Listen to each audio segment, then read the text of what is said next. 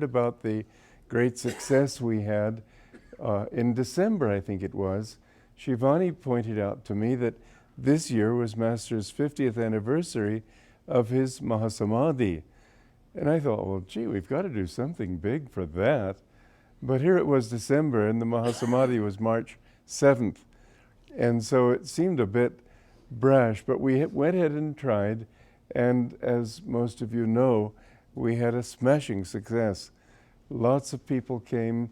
We had about 450 people from not only all over Italy, but 14 different countries, including, of course, some from this country, but all over Europe and God knows where else. We counted 14.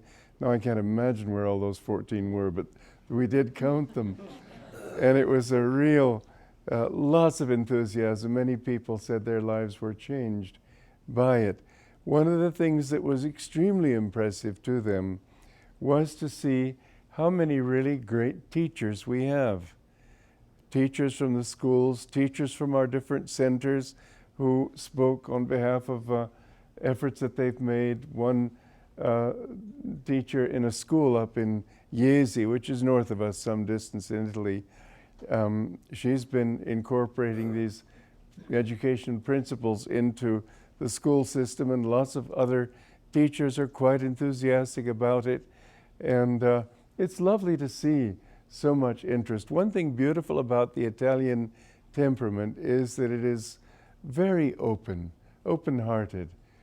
And that's much more important than open-minded. It's a joy to speak to them.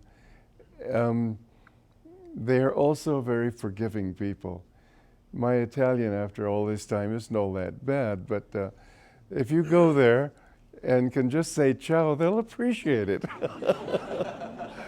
It's nice to see an attitude like that, that really is grateful for your sheer effort to speak their language. And of course, it is a beautiful language. Lately, since my return, I've been reading a book on the American Revolution. Don't ask me the title, don't ask me the author. Anyway, it's on the American Revolution, and it's a novel, and it's a very good one. And so, of course, I have to tell you one of these days, but I can't remember for the life of me. Anyway, it's so interesting to see how very similar Ananda is to the American Revolution, that they were striking out for their independence. They didn't want to be ruled from a distance. That's exactly where we are with regard to SRF, that they want to do, just as London wanted to do over the colonies, to have absolute control. And anybody who was an American was obviously a lower class citizen. England itself was ruled only by 3% of their populace. The others were all riffraff. They didn't have proper democracy there. It was the aristocracy who knew better than anybody what should be done, and everybody had to obey, and more or less did obey. It mentions Ben Franklin, who made a visit to Ireland, and he was happy to get all the festivities, and he was greatly feted when he came there. But he thought, I want to see the people. And so he got his driver to take him out into the country, and he saw absolute squalor and hatred and misery. And he said, if we allow England to rule us the way they've ruled Ireland, we'll end up just like that. So he became more fervent than ever in the cause for independence. Well, so much of what we're going through now with SRF it's highly reminiscent of those days. There's a video that you can get from the libraries on the revolution. It's also extremely done. What's it called? Liberty. Liberty. It's a very well done video. And I don't know why this spate of new books, the book about John Adams, fantastic book, but it really helps you to understand what really basically the difference between Dwapara and Kali Yuga. That Kali Yuga wants form, wants rules, wants regimentation. Dwapara wants more flow of energy, flow of understanding. And this is why this book, you haven't seen it yet, Hope for a Better World. It's the new version, new book that I just finished writing, and I read it and I think, oh. Listen, it's a great book. But I see little points of style I could have done a little bit different. But the truths are just fine. And I doubt that I'm probably just fed up with working on it. And anything I could find, oh no. The brain reaches a point of just sort of rejection. So I think I'll probably have to let it sit for a couple of years, and then I'll look at it. And going by past experience, I'll probably say, wow, that's great. I hope so. But anyway, it's a really interesting book. It's called Hope for a Better World. And the whole thing is based really, again, on the differences between Kali and Dwapara Yuga. All of us have been to school, I imagine. I doubt there's anybody who's illiterate here. We've all had thrown at us philosophies, insights into nature, into history, into everything that are absolutely world-negating, life-negating, materialistic. And you get enough of these people. In fact, the reason I wrote this book, mind you, I really wanted to go along in the line of promise of immortality. I didn't want to write more books on dealing with worldly mentality. After all, I'm going to be 76 this month, and whereas that doesn't seem very old, it isn't, of course. I'm not old at all. You know why I say that? Because every one of us is as old as God. Have you ever thought of that? The very interesting thing that Master wrote in his Omar Khayyam interpretations, where he pointed out that one particular stanza of Omar Khayyam's means that many of those who come out, who are manifested in this day of Brahma, will be wandering in delusion at the end of this day of Brahma. Those same souls staggering around in delusion. Why? Well, because it's so, okay, first of all, it takes 5 to 8 million incarnations even to reach the human level. So you've been a beetle, and I mean, when Darwin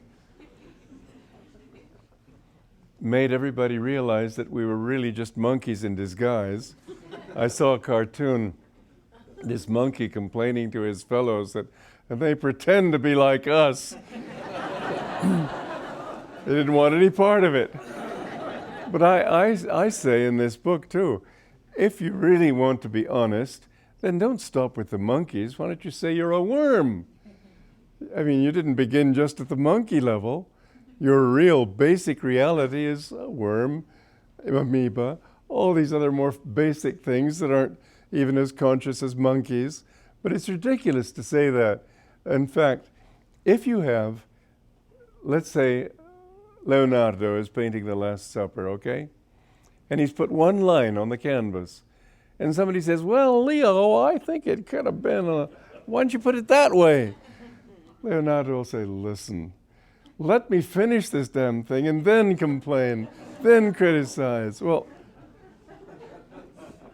you look at a human being, and what you're really seeing is a work in progress. You can't say that just because somebody's greedy, selfish, egotistical, passionate, whatever it might be, that's what he is. None of those things define you. That's why Master said that the greatest sin is to call yourself a sinner. You aren't that. You're a child of God. You are born from God. You came from God. For a while you wander in delusion. Unfortunately, from our point of view, it's a good while. Quite a good while. I mean, you take a day of Brahma and it's a few billion years. But on the other hand, our reality is still something we're working on. How do we get to be so mixed up for so long?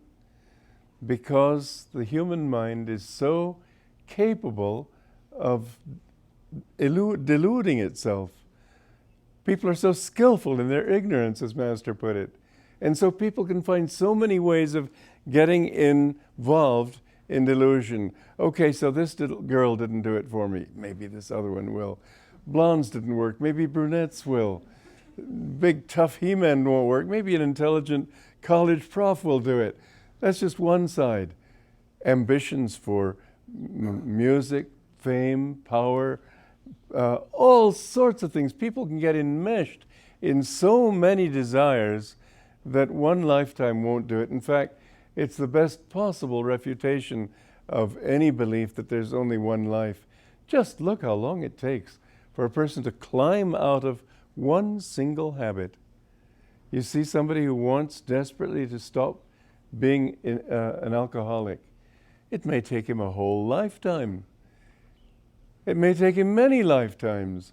But from what we can see before us, anybody who's working just on one fault takes a long time to overcome it. When you think of, well, okay, billions of faults, billions of opportunities to go in wrong directions, it's not that easy. That's why when you look at the panorama of humanity, it's just amazing what nature has been able to do with 2 eyes, a nose, and a mouth. Everybody looks different. Why? Because everybody manifests different qualities. And you can see their whole manifestation changes as they mature or as they go backwards also, because you have the free will to go backwards as well as forwards. But if you... A very interesting example to my mind was, I've often mentioned how Master, I never could remember what he looked like. I saw him all the time. But if I wanted to remember what he looked like, I had to look at a photograph. Why?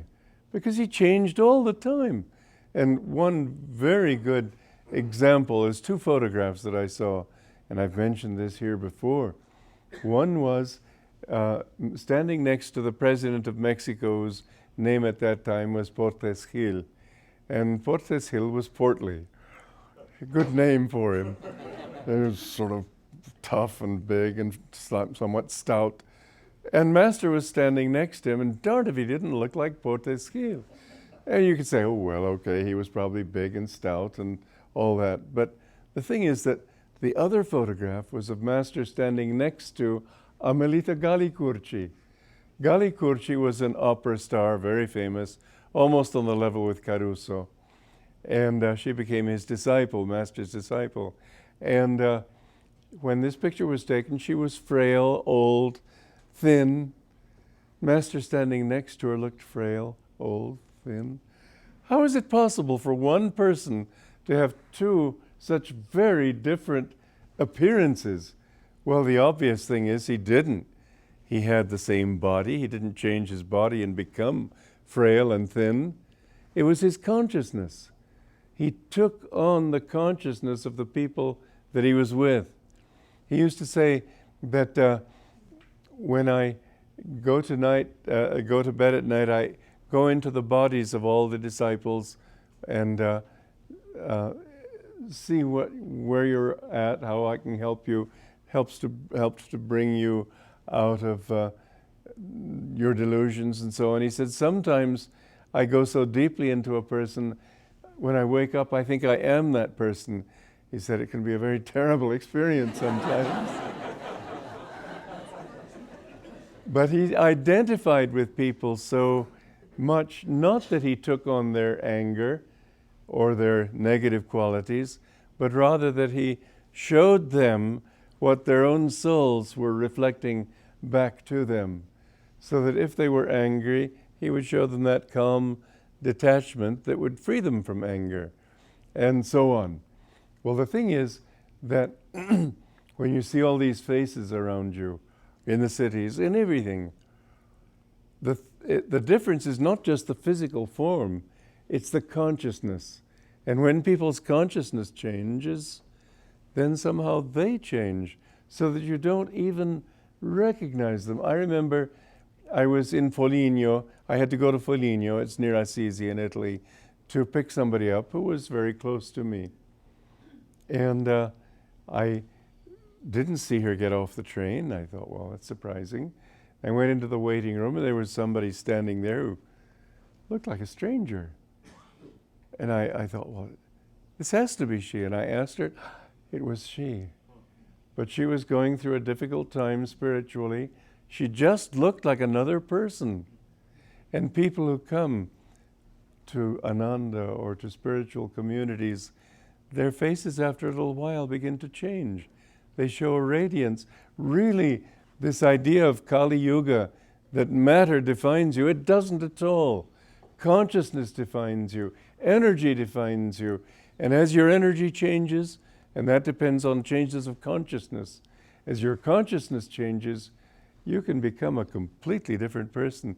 In fact, I've read, I've never tried it, that if you want to be invisible, just think yourself invisible and people won't even know you're there.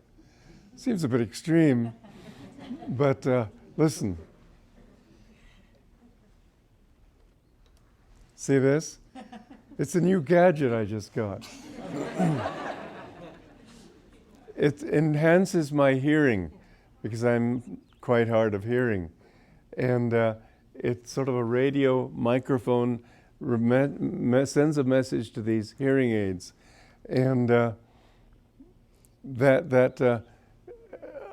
left it on the table in a restaurant one time recently and then went to the bathroom and I thought, well, what are all these people doing in the bathroom?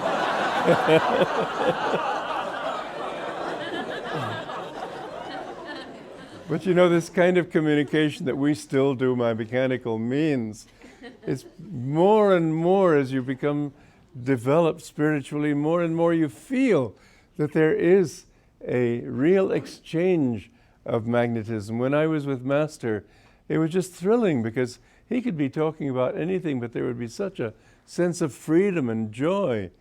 The magnetism that he had, those are the realities. The material Kali Yuga consciousness of set forms and things and so on is really just the outward shell. And even that shell changes according to the consciousness of the animating entity behind it. So in this book, I have been writing about the different so-called experts in all sorts of fields, Copernicus and Adam Smith and Machiavelli and Malthus and Darwin and Freud and Karl Marx and so on. They're the main ones. And I've seen how in each case, the case they made was based on Kali Yuga consciousness, based on things rather than on energy or behind that, consciousness.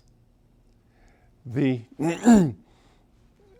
one I started with, well, I started with both Plato and Copernicus because the basic purpose of this book was to show that the real solution to all the problems that we have in society today can be solved not on a massive scale, not like communism, which is imposed upon a whole people a theory which may or may not have merit, but on a large scale like that, it certainly doesn't prove its point. When the Chinese and the Russians together, have somehow managed to butcher 100 million of their own so-called comrades just to get people to accept their philosophy. Well, that's not the way to do it. Plato also had this theory that he wanted everybody to accept, and the king of Syracuse, in fact, invited him to come and try his system on his kingdom, which he did. It was an absolute fiasco. And so I asked this question in the book, ask yourself first, does it work? Would it work? Can it work? And if it doesn't, then forget about it. Well, you can't ever find out with a whole people the real solution today. And Master said it too. Master said, I didn't come here to start sects. I came to start communities. Colonies, he called them, world brotherhood colonies. Why? Because a great master has two purposes, one qualitative, the other quantitative. But communities feed into both. Communities become like monasteries where people can live surrounded by an uplifting and inspiring atmosphere, influence. Whereas if you're trying to live in the world, it's much more difficult to devote your time to meditation and God remembrance. You end up thinking you're doing a good thing if you help a little old lady across the street or something. There's a great deal more to be done if you really want to be a divine instrument.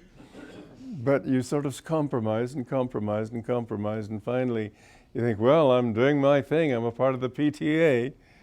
Well, no, that's not going to do it all. It'll do something. But what's it really about? To find God. And that is why people wander so long.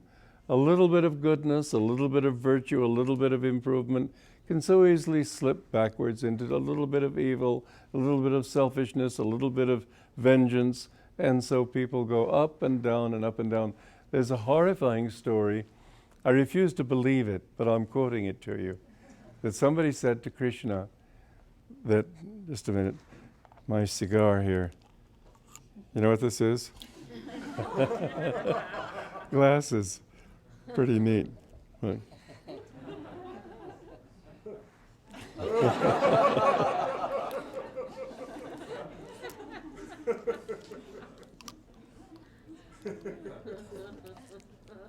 Anyway.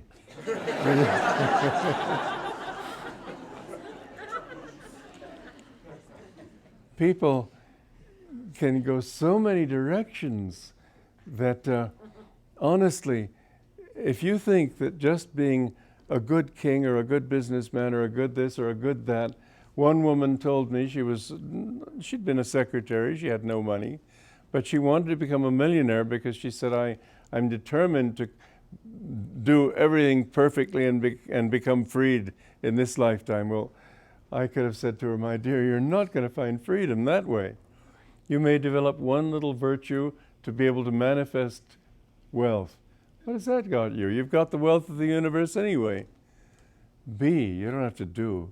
You have to be. That's why I don't think of anything that I've done as really mattering very much. Only one thing matters, that we love God, that we seek Him, and that we serve Him in others. But even service is doing. Being is the whole thing merging in Him. Well, anyway, the teaching of Plato, which was a grotesque teaching, nobody could marry anybody, nobody could be with anybody. You were all spouses of the state. And so men and women could couple any way they wanted to, and your home had to be open to everybody. You couldn't have any privacy.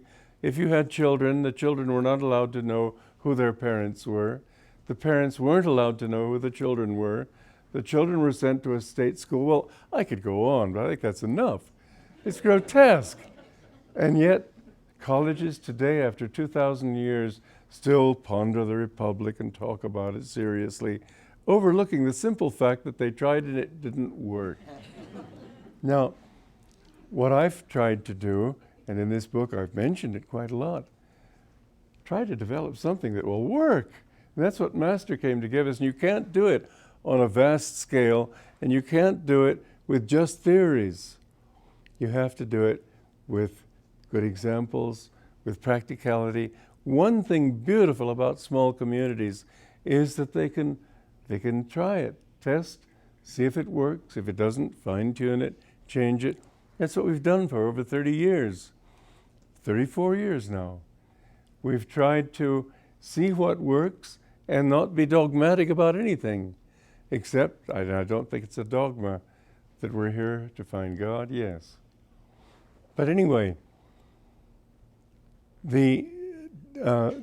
Copernicus is the only one of these different people who didn't write anything he did write a treatise about how he discovered that the world is not the center of the universe as everybody thought. And that was, you always think of young people as progressive. Well, it was the young students in the university who tried to destroy the printing press that was printing this discovery. It was so heretical, so outrageous. Nobody could accept it. He himself, Copernicus, was afraid of even mentioning it because he knew that he would be persecuted for it. The discovery that the earth is not the center of everything still left people thinking the sun is the center of everything. Just look at what we've discovered since then. When I was a boy in school in England, I was 10 years old, 11 years old, and a teacher came to me with great enthusiasm and said, you know, they've found that that all the stars that we see are really just one island universe. And he said we'll call them galaxies, they didn't use the word yet, but he said that they found that there are 2 or even 3 other galaxies in the universe. Wow, I was so impressed. Well, now they know that there are 100 billion, and knows how many more. You can't possibly begin to count them. And so, bit by bit, mankind, who thought that they were pretty much the king of the castle, suddenly realized that they were pretty insignificant, that man doesn't have any standing in the universe as far as outward things. We're just little ants, sort of running around on the surface of this little mud ball, which is a tiny little thing. There are 100 billion stars in our galaxy. They're estimated a comparable number of 100 billion stars in every one of those galaxies. And I doubt very much that God produced this whole show just so that we, you and I, could be stumbling about this planet, making as many mistakes as we do. I think the whole thing has a real cosmic purpose. Anyway, mankind began to feel that he was not important. And as a result of this lack of importance, man began to feel that values are unimportant, relative. There are no truths. There are no ideals. There's nothing to work for. There's just sort of a blind destiny. It sort of makes one wonder how people can draw lack of intelligence, non-intelligence, from such a vastly intelligent scheme of things. It's just inconceivable. But on the other hand, it's sort of like that story that Master told about a frog king who lived in a little puddle with lots of other subjects, and he tyrannized over all of them and was very self-important. And then one day, another frog came hopping over a sand dune, and he said that, why do you stay here over that sand dune? There's a lot of water. There's a huge body of water. And the frog said, oh, don't tell me. This is the biggest one there can be, this great lake of ours, or whatever, pond. And so the visiting frog kept trying to get him to just try it. So the frog king said, you mean your pond is this big? And he jumped a quarter of the way across. And he said, no, it's much bigger than that. He said, you mean your pond dares to be this big? And he jumped halfway across. And the visiting frog said, my dear friend, it's so much bigger than any number of ponds that you know or can imagine. And they all persecuted him as an imposter and probably in their way crucified him, I don't know. Because this is what human beings do. They don't like to be told how little they are. And yet, there's another side to it. And that is that as they found out how huge the universe is, they haven't found any center. Probably there is no center. Maybe there's a center, but if it is, it's totally irrelevant to you and me. And the truth is, as science has said, that the atom is the key to the universe. So also the ego is the key to the universe. You who think now that you're not the center of anything are in fact the center of everything. Because whatever you can understand of anything begins with you. And that's why it's so interesting to see that if you take any particular situation and look at it from different points of view, different centers, let's say, you can see it completely differently. An architect, a gardener, and a politician could visit Sacramento. And the architect could talk about certain beautiful buildings. The gardener could talk about the gardens there. The politician could talk about people and nothing to do with buildings. And if they came to you and talked to you and you'd never been there, you might think, well, they're talking about different places. Each one sees the universe according to his understanding. And that's what I noticed with these scientists and these experts, so-called, that each one of them saw it according to a very limited understanding. They're brilliant. They're geniuses. They asked the wrong questions. The first question they failed to ask was, does it work? In every case, it didn't work. Now, as you go into it further, very interesting point, because yes, you are the center of everything. You're the center of everything that can be known. That's a very different way of looking at things from the way we've been raised through Kali Yuga to see things. We see things today more and more. Human evolution, human development is bringing us to the point of understanding things the way life is. Life grows from its center outward. Your understanding grows from its center outward. There's no imposition out from outside. Human beings see things from outside in. It's like the the Greek sculptor Pygmalion. Pygmalion did this sculpture of a beautiful woman, and she was so beautiful he fell in love with it. And he prayed to Aphrodite to give that woman life. And she did. And she was given the name, at least according to some traditions, of Galatea.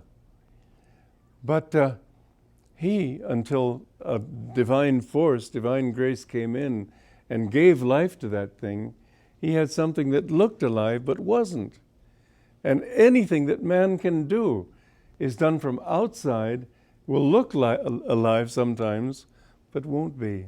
It's all form. We're having to learn a completely new way of looking at things, that we need to see things from inside out.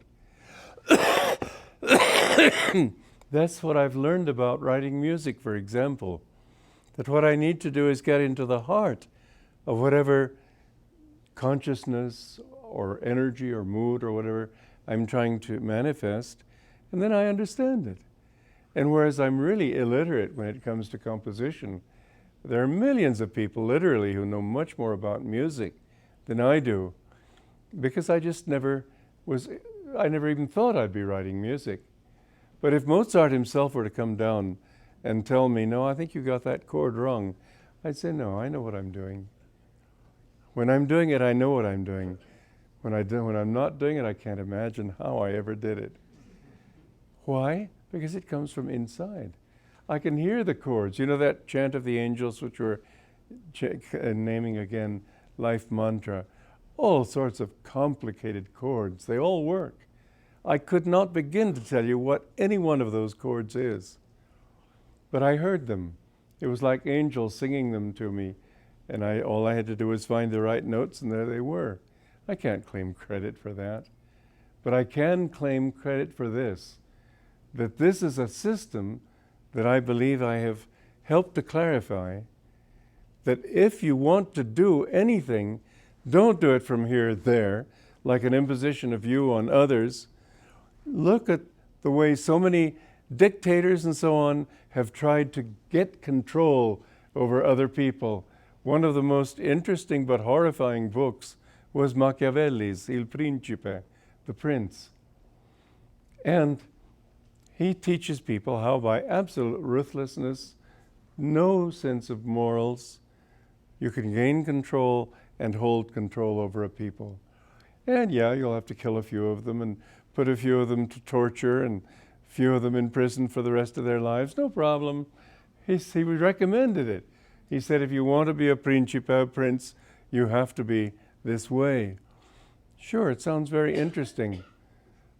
Not very nice, but very interesting. until you look at the results. It didn't work. The people who have followed his philosophy, all of them have failed in the end. Napoleon, in his carriage at Waterloo, they discovered after the battle, they discovered a copy of Machiavelli's book in his carriage. Hitler used to keep a copy of Machiavelli's book by his bedside. Cromwell, who became a dictator in England, recommended it. Again and again, the people who have followed his philosophy did flourish for a while, but then their very success was their undoing. Their ruthlessness was their undoing. Why? Because they saw themselves here and everybody else out there. Like something that Jean-Paul Sartre said, to be conscious of another human being is to be conscious of that which you are not. Jesus said, love others as thyself. The truth that Jesus was saying is, to see another human being is to see yourself. You are that person. That's why he said that when you give to the poor, you give to me. When you hurt somebody, you hurt me.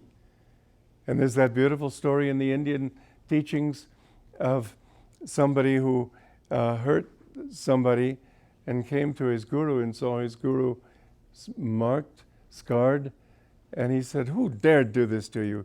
The guru said, you did. No, I'd never do such a thing. He said, yes, you did. When you hit that person, you hit me. And how Lahiri Mahasaya, who said, oh, I'm drowning in the bodies of many souls off the coast of Japan. And the next day, they saw in the newspaper that many people had drowned in a shipping disaster. These are truths. And the more you can do it from inside, this is what I found with Master. His understanding of us was all based on his being us. As he said to me once, and he sure proved it many times, I know every thought you think. Now, he didn't sit there sort of like somebody in a Duke University psychology class, sort of concentrate. And you're visualizing on one side of the screen a tree. And he on the other side of the screen says, I see a mast on a ship. Oh, that's good enough. Oh, he was embarrassing. Well, fortunately, I wasn't embarrassed, but he could be embarrassingly clear because he really knew everything you thought, he said to me, I know every thought you think. And to have this ability with thousands of disciples, I presume he didn't do it only to me. It's only possible, not if you're sitting there at Mount Washington sending out rays of power, rays of empathy. He became you. He was you. He saw his reality, your reality as a part of his greater reality. When you can have that kind of sensitivity to other people, that you feel they are a part of you, that's when you have control over people, a control of empathy, a control of love. We would have done anything for him because he was ourself. It's a very different thing from a dictator demanding this or that of you. So if you think in terms of your own self as the center of the universe, if you think of your own self as the only point of understanding from which you can reach out to understand anything, you've got a very different point of view. Not sitting in a college classroom, hitting the books, trying to learn all these facts. Somehow you know these facts. You know, Master could talk to, he did this, with a group, let's say, of doctors, and he would be using their technical terminology. And you've thought, well, where'd he learn that? He didn't go to med school, but they just accepted him as one of theirs because he knew what they knew what he was saying, he knew what they were saying, complete rapport. But he didn't have to study it, he knew it. He could pick it from their minds and just give it back to them. This kind of understanding is not Kali Yuga. Very different. Now, There's another point, however, and one that we need to understand. And that is that if you think of yourself in a limited way, there are two directions your energy can take you. One is toward contraction, the other is toward expansion. I've been talking of expansive ego, expansive self-consciousness, where you become aware of other people as your own self, where you become aware of them from inside, and you become they, in a sense. But there's another, and this is one of the things that one of the famous writers in our history, Adam Smith, he wrote on the importance of free enterprise. Each person is in business just for himself. A very interesting discovery, sort of straddling Kali Yuga and Dwapara Yuga.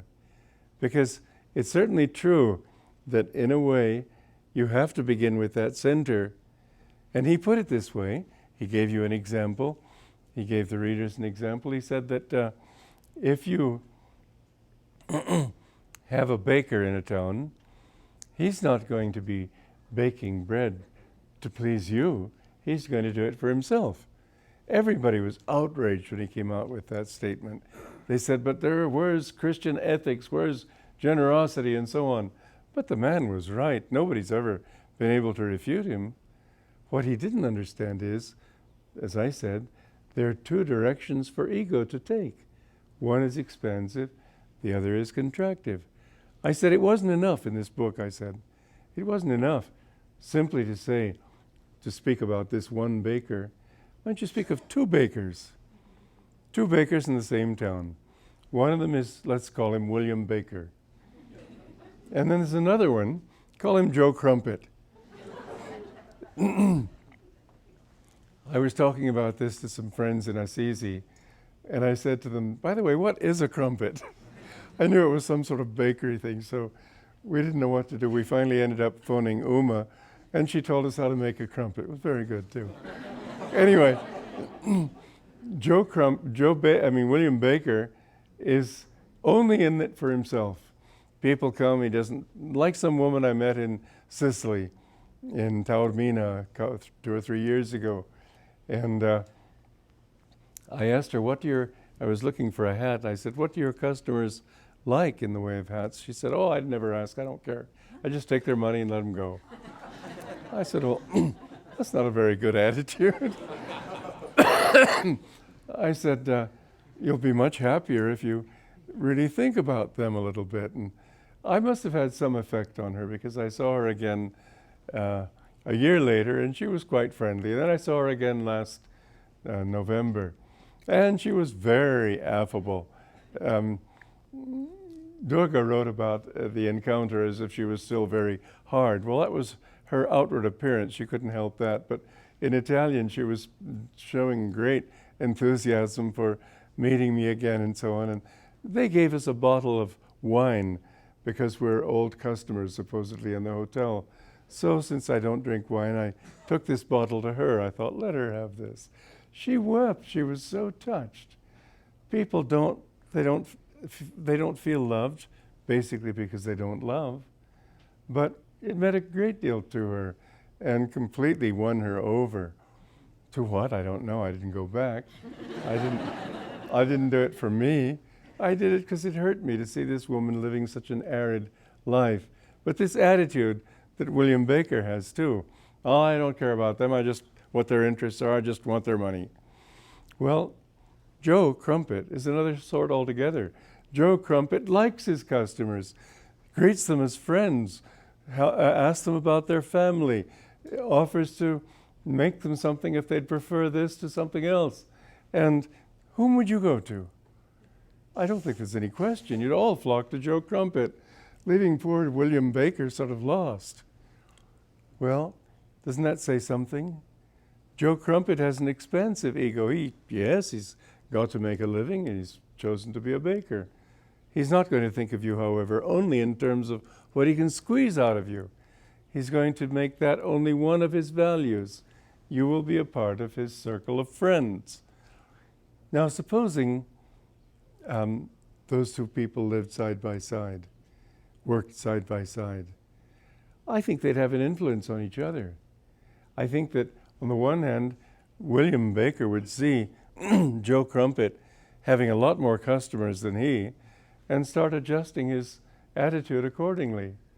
I think maybe Joe Crumpet would increase his sympathy by realizing over a period of time that this very unsympathetic character, who is still a colleague, he has to relate to him somehow, maybe he's got ulcers, maybe he's got a dying wife, maybe he's got all sorts of misfortunes, and so his own heart would open to him. But without heart, you don't have life. You have automatons, robots. It's the heart that makes you a human being. Modern science hasn't really understood that. They keep thinking that we can manifest, create, generate consciousness by getting the machine exactly right. It doesn't work like that. If it does, it would only mean that some astral entity had decided this was a decent instrument to come into. I doubt it. But again, you see that we do need to think where we are. We can't take our values from other people. We can't say that just because people in SRF think we ought to be this way, therefore I will be this way. We don't believe it. We have pointed out in our paper all the legal reasons why they're wrong. There's also a moral reason. We haven't stressed that. I think we should. They are wrong because they think that one group or one person can impose anything on another person. Master never did that. Master was always respectful of where other people were, where they were coming from, what their values were. This is the true way of approaching these things. Now then, as you go on, and I'm not going to go on very long, I'm not going to give you the whole book, but I had a lot of fun writing this book, I'll tell you. First of all, it was hard, but then as I got into it, I saw, wow, this is an important message. So then I began to really put my heart in it, and I'm enthusiastic about it. The teaching always comes back to the things, the very things none of those people really took into account. Consciousness. More than energy even. Consciousness. Everything is a manifestation of consciousness. And the more conscious you are of that consciousness, the more you find you have control over the universe. This is what the masters have shown. They can manifest anything because they have that consciousness. Now, I'd like to give you an opportunity without, as I said, I don't want to go more deeply into the book because it would take you a lot more time than I'll spend here tonight, partly because my throat is not all that great. For 1 year, Peter, we've got to do something about this. So do you want to ask any questions? Is what I wanted to ask you. Any questions? You know, this whole attitude of getting power over other people. It was so funny. I was in New York back in 1955, and I got a letter from my parents inviting me to Europe, and I thought, well, we have a number of centers there. It would be a good thing to do. And so I agreed. And I went to the Pan Am counter, and the man in front of me was the sort of businessman who thinks he can get control over everybody and everything. And the man at the checkout counter, check-in counter, whatever, he said, "You're overweight." And the man insisted he wasn't overweight, and besides, if he was, every other airline let him go this way, and why would Pan Am be like this, and I'm never going to go fly Pan Am again. The more he talked like this, the more hardened this other guy became. And finally, he just had to pay and stormed off in indignation. Well, I was quite worried. I was right behind him, and I had a great deal more overweight than he did. And so I came with this smile that we're all brothers, we're all one family. Not the glad-handing thing, it was more consciousness. But he looked at my thing, said, "Oh, what have we got here? Huh? Okay, well, fine." How many times have I seen that work? I'll tell you another thing. Mind you, some of these things would only work once. But anyway, I was in Rome years ago, and I wanted to change some lira into dollars. And they said, well, we can't let you change all that. That's much too much. Several 100,000 lira, which means a few $100s, but sounds great when you speak of lira. Anyway, she said, you can't do that. I said, well, could an Italian? Well, of course an Italian could, but you're a foreigner. I said, well, you're an Italian. Why don't you do it for me?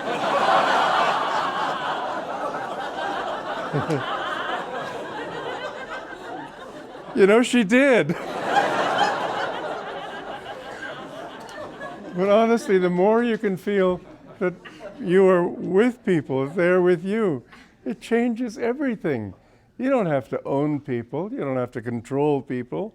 They, of their own accord, it's one center of the universe reaching out to another center of the universe. All these centers of the universe, several billion of them on this planet as human beings, not counting the beetles and the birds and everybody else. All of them are centers of the universe. What to speak of the whole universe? But if we want peace on earth, what better way could we do it than reach out with love? That's what communities can do. Yes, an individual living in a particular city, working in an office, and he may meditate, and he may be peaceful. And people say, gee, John, how come you're so peaceful? And he says, well, I practice Kriya Yoga. They wouldn't know what he was talking about, first of all. Secondly, they'd probably say, you probably eat bran for breakfast. But when you get a few people in one place, it changes the picture. It's no longer a special person who has a different kind of personality. It's that anybody who does it could be like that. And that is the message of communities. That's why people come from all over the world to Ananda. That's why Ananda is known everywhere, because they see something. Pretty soon people are going to start to say, well, they're doing it, why can't I? They have peace, why can't I have it? They have friends, why do I have to have enemies? Why can't we all live like this? A few good examples can do more for the world than learned treatises. That's why Master said, I didn't come to start a sect, I came to start communities. We can change the world if we change ourselves. We can change the world not by having some new theory, most of which never work, but by simply living and giving an example. People will be attracted if they like it. When Orville and Wilbur Wright put a heavier-than-air object in the air, they had been assured by everybody, every expert, that it was impossible. And yet suddenly there they were at Kitty Hawk flying. All it took was that simple example, and now everybody flies. Not everybody, I didn't fly this time. You know, it was very interesting. We were just 3 days off of the Titanic's great disaster. This is the season of icebergs. This is the season the icebergs all say 'tis the season to be jolly. And we passed within 20 miles of an iceberg, and they had all sorts of programs on the ship to talk about the Titanic, talk about how the captain also had dived and claimed some of the things that were buried there. It was very interesting. Nobody seemed afraid because they knew that nowadays radar and everything is much, much more sophisticated. But I suspect there were a few churning stomachs all the same. The ship travel is popular in a way, but everybody flies, really. If you want to get anywhere fast, flying is the obvious way. Well, it didn't take somebody declaring, yes, it works because. You just saw it working, and people decided, we don't care what you experts say, we see that it works. How many times, you know how they laughed at Fulton? Same reason. He was saying that he could float a big, heavy metal ship. Well, wood floats, so wood ships should be made of wood. But when he created an iron ship, everybody laughed at him. It was ridiculous. You know that metal can't float. but it did. They didn't take into account that principle of displacement of water. Very simple, actually, if you try it, just in your own sink. But one example says, just they say one photograph says more than 1,000 words. So one example says more than any number of words. Ananda is an example. People seeing this go home and think, well, gee, why can't I live like that? Why do I have to live in this gripping sense of hostility and competition and need to survive somehow? No, there's so much more in life. Ananda, I tell you, my honest feeling is the greatest thing going on this planet today. And I say this because I'd urge you to join. When I was in Rhode Island, I said this, and people said, well, what if I'm married to somebody who just isn't into these things? Well, I said, you have to respect the realities. But if you're free, if you can, join us, for God's sake. It's the only sane thing you'll ever do. Well, I'll put it this way. It's the only sane thing I ever did. It was a wonderful decision to live for God, because there's no other answer. Billions of years people look for other answers. I tried it myself. Fortunately, my experience was condensed into a few years. But I tried to find an answer in everything but God, and thank God I failed. There's no answer except God. So, well, I said I'd let you ask questions. Would you like to ask questions?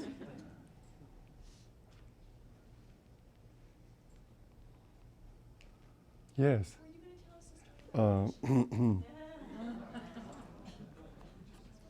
This isn't enough. Say it loudly. Weren't you going to tell us a story about Krishna? Which story about Krishna? I was, wasn't I? You said it was an appalling story. Yes, yes, yes.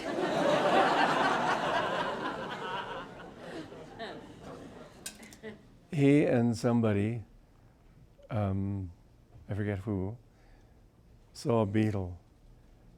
And Krishna said, you know, that was Indra once.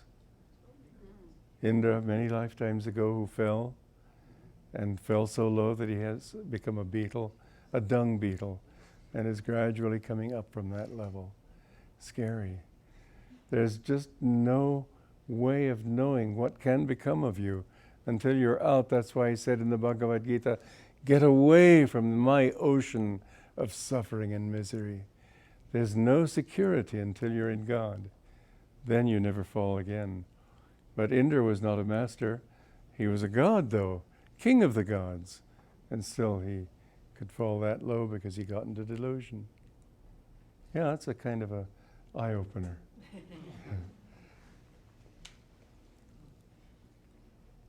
One, two. You don't know how I'm going to count, do you?